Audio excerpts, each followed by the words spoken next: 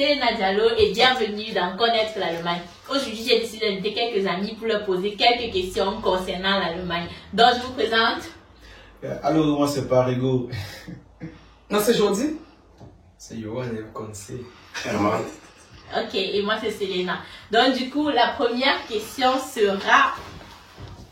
Explique-nous le concept. Le concept, c'est. Non, explique le concept. Le concept, ce sont les questions-réponses. Ah, d'accord. Question au sujet de quoi? De l'Allemagne. Ah, d'accord. En général, ou un thème particulier. Non, il n'y a pas de thème particulier, c'est juste souvent se vit en Allemagne en fait. À vous de convaincre, on découvre les questions même moment qu'on fait. Effectivement. Voilà. On Nous aussi, en même temps que vous. Alors ça, c'est la troisième partie de notre série de questions-réponses. Donc ça, c'est la troisième vidéo qu'on a fait sur cette série-ci. La première et la deuxième vidéo sont déjà disponibles sur ma chaîne. Je vous conseille d'aller d'abord les voir, d'aller voir d'abord ces vidéos-là avant de revenir voir la troisième vidéo. Mais bon, vous pouvez toujours commencer par la troisième, c'est comme vous voulez. Quelle est la chose qui t'a le plus choqué en Allemagne? Genre, tu t'attendais clairement pas à découvrir ça ici. Moi, c'est la cigarette. Oui, justement, moi aussi. Wow. Jusqu'aux femmes. Ouais, et les jeunes, ils marchent avec la cigarette. Oui, les parents sont dans la voiture avec leurs enfants. Tout le monde est en train de fumer. J'étais là choquée parce que, je veux dire, au Cameroun, les jeunes fument, tu vois. Mais ils se cachent en fait. Genre, ici, c'est tellement. Tu te demandes, j'ai un parent là où je travaille, j'ai un collègue, lui, il ne peut pas faire 1 heure sans fumer. Il a quel âge? Il a 20 ans. Tu vois un peu. Il te dit que c'est un challenge pour lui de rester plus d'1 heure sans fumer au moins une journée à 24 heures. Je veux dire, imagine combien de cigarettes il fume. Et c'est qu'est-ce qui fait qu'il fait sa pause, il ne fume pas qu'une seule. Non, pas du tout. Je veux dire, et tu vois, ici, ils ont même des pauses cigarettes en fait. Donc les non-fumeurs ont moins de pauses que ceux qui fument. Parce que quand j'arrive dans une entreprise, la première question qu'on te pose quand on essaie de t'imprimer dans le travail, c'est est-ce que tu fumes? Moi, il dit non, mais quand il part en pause, tu vois un peu, je te dis donc, je te dis, waouh, c'est tellement déjà légalisé, c'est tellement légal qu'on leur laisse même les pauses. Déjà, ils ont des pauses déjà qui sont réglementées pour tous les travailleurs. Ils ont même toujours les roms, les salles, des espaces justement réservés pour eux et tout. Genre, s'il pleut dehors, ils partent dans leurs espaces. Ouais, moi c'est ça qui m'a choqué en fait, le fait que les femmes même fument. En fait, je vais dire au Cameroun, une femme est mal vue quand elle fume, tu vois. Peut-être maintenant ce n'est plus trop ça. Ici c'est pas ça. Ici c'est même normal, limite quoi. Genre, c'est normal. Et c'est même rare maintenant de voir les gens qui ne fument pas. C'est même apprécié.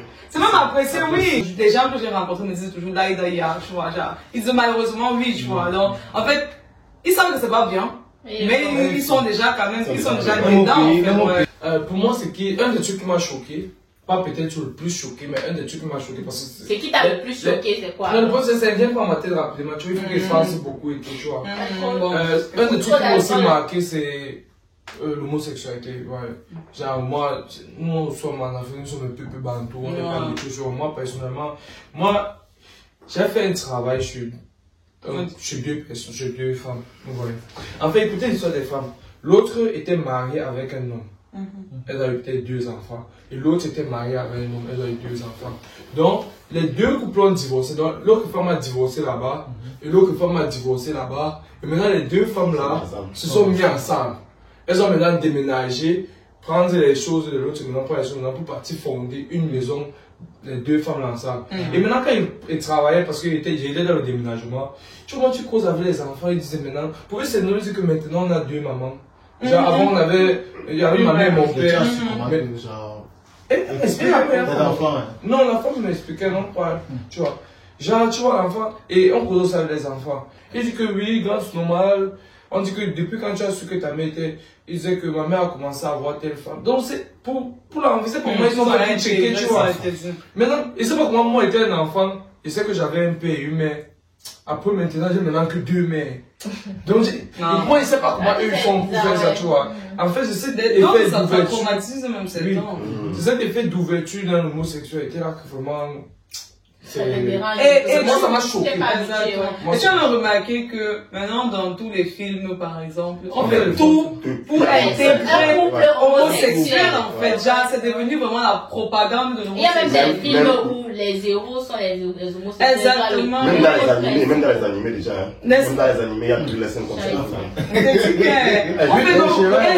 remarqué aussi qu'ils font tout souvent pour intégrer les noirs homosexuels parce qu'on sait que nous sommes très conservateurs par rapport à ça, tu vois. Et du coup, il faut maintenant tout pour normaliser ça chez nous. Et je pense que c'est ça aussi qui a facilité que les enfants là, puissent accepter parce que pour eux c'est devenu quelque chose de normal en fait, tu vois un peu. C'est normal qu'à un moment donné, chacun doit se lier beaucoup à son orientation sexuelle, tu vois un peu. Donc, et c'est en fait ça qu'ils essayent de normaliser chez nous, tu vois, en nous montrant de plus en plus des hommes et des femmes noires homosexuels pour que nous-mêmes on commence à intégrer ça de façon inconsciente.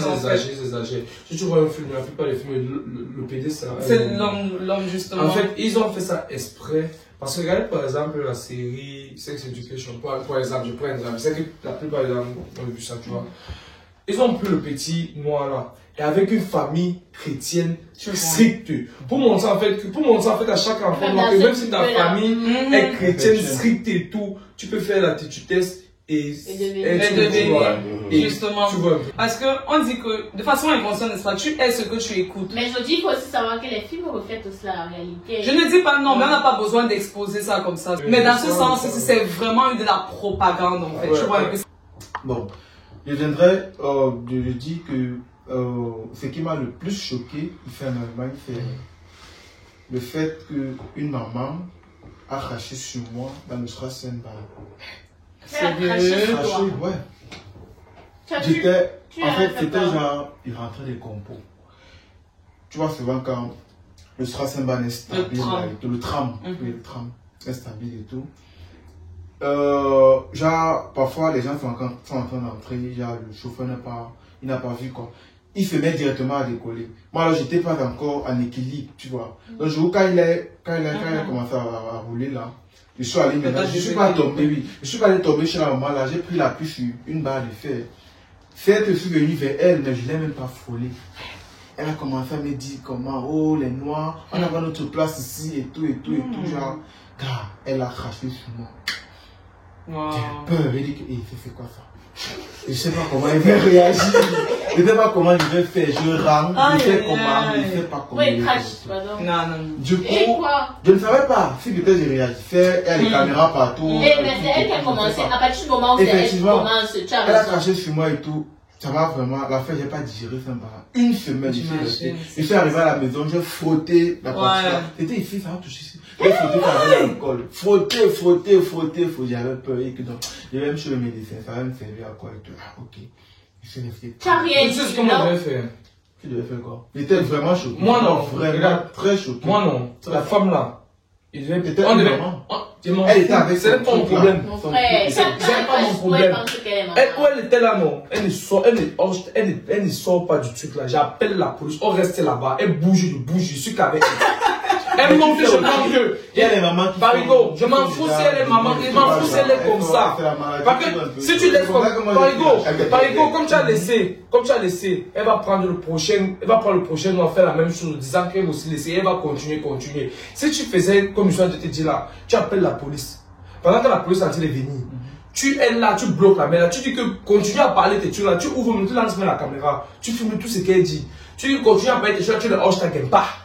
Tu es là, tu es fort, tu es un homme noir. Premièrement, la mère elle ne devait pas descendre. Même si on monte, on descend, on prend le virage. Et c'est valable pour tout le monde.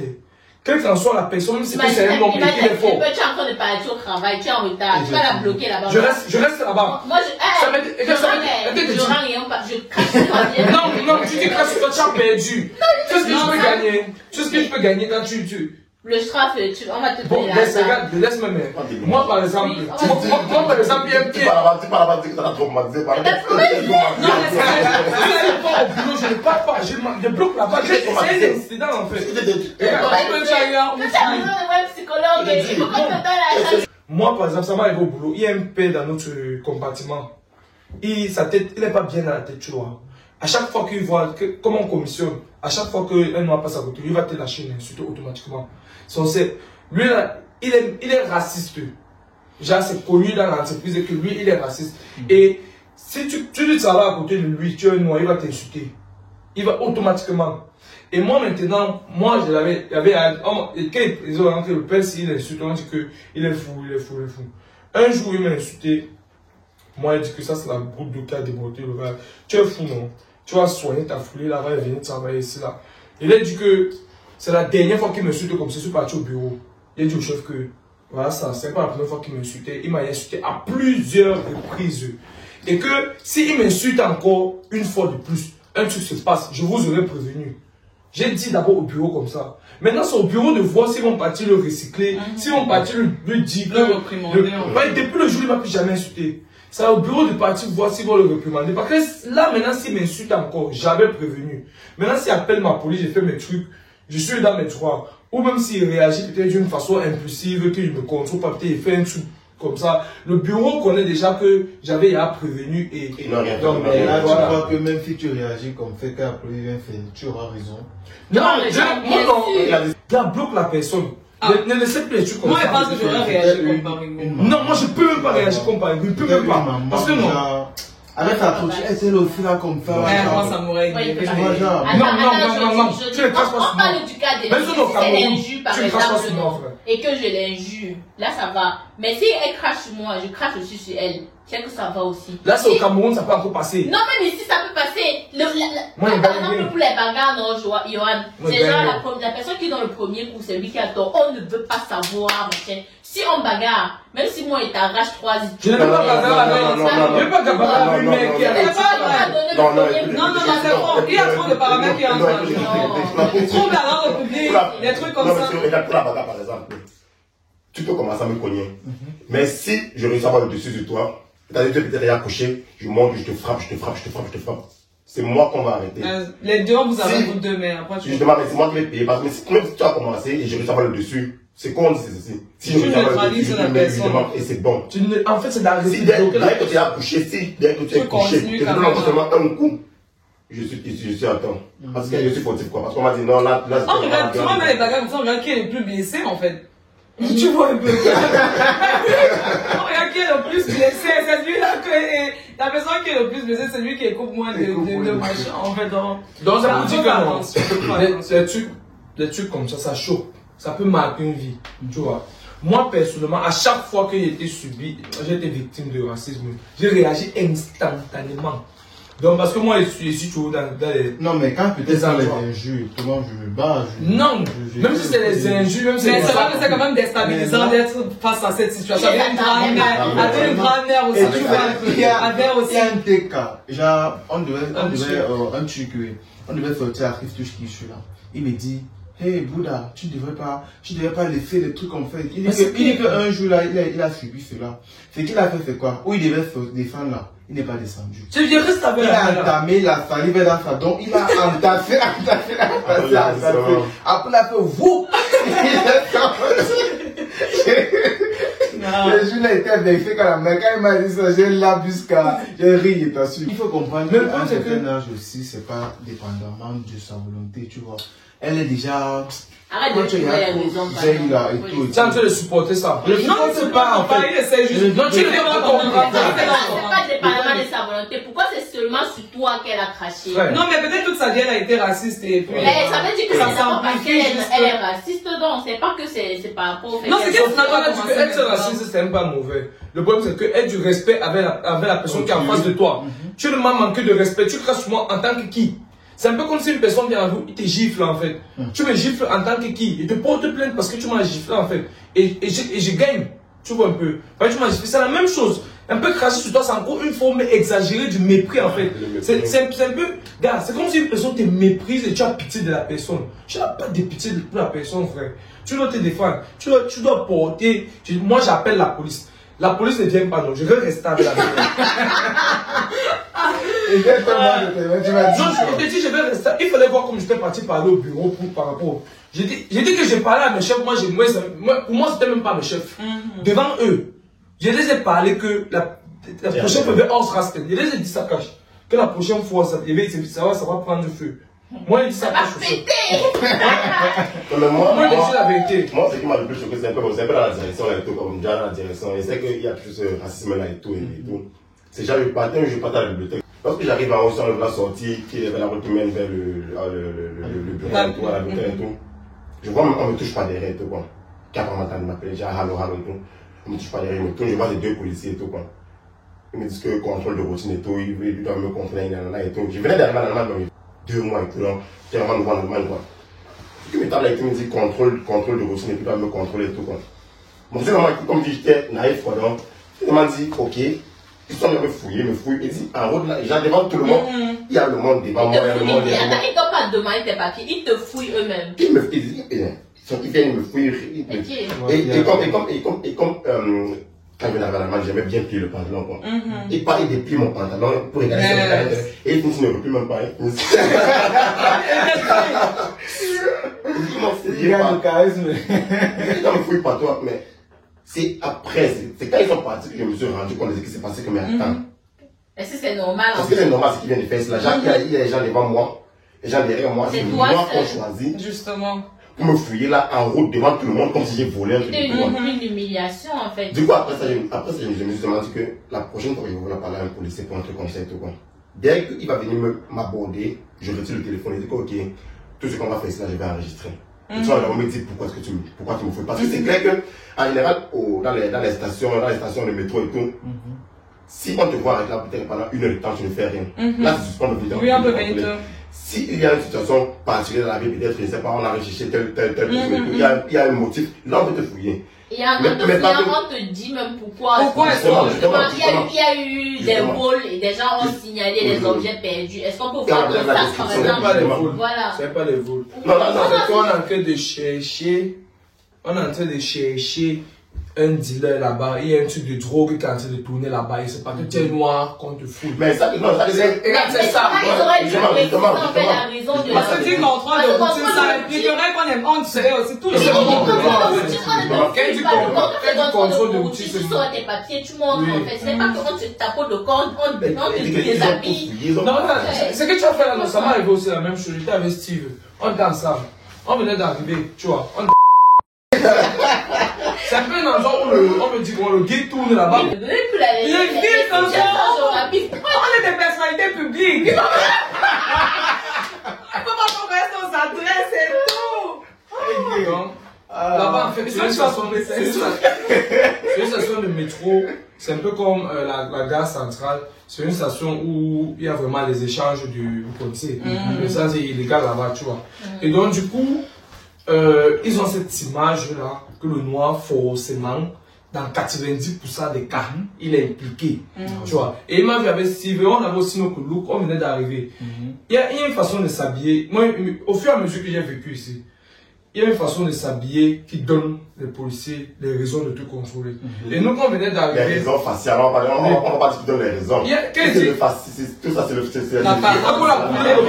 Automatiquement d'abord. C'est pour te dire que non. Si tu es noir et que le jour là tu étais habillé en veste, tu avais une manette comme si tu partais peut-être quand même meeting, on ne devait pas te contrôler en fait, tu vois.